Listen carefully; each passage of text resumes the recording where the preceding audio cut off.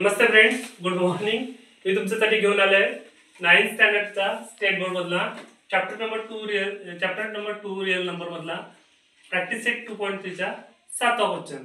याच्या आधी आपण मागच्या लेक्चर मध्ये 6 नंबरचा क्वेश्चन कसं सॉल्व्ह करायचं होतं ते बघितलं। आता आपण शिकणार आहोत 7 नंबरचा क्वेश्चन।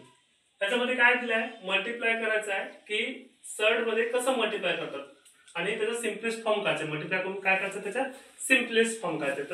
त्याच्यामध्ये 7व्या मध्ये आपण पहिलाच क्वेश्चन पाहू। पहिला क्वेश्चन दिलाय 3√12 * √18।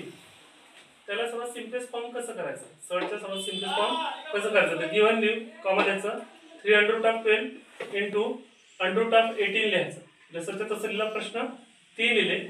√12 ला आपण लिहू शकतो √4 * 3 हा याचा सिम्पलेस्ट फॉर्म आहे इंटू √18 लिहू आपण 9 * 2।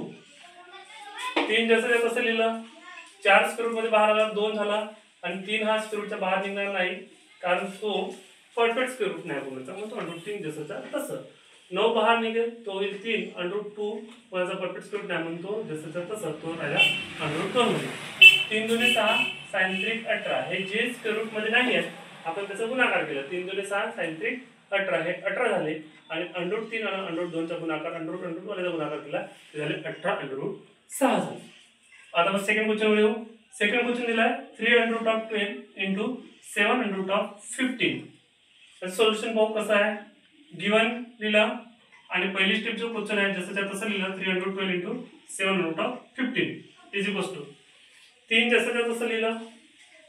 12 ला आपण लिहू, 12 ला आपण लिहू शकतो 4 * 3 * 7 जसं तसं आणि 15 ला लिहू आपण 5 * 3।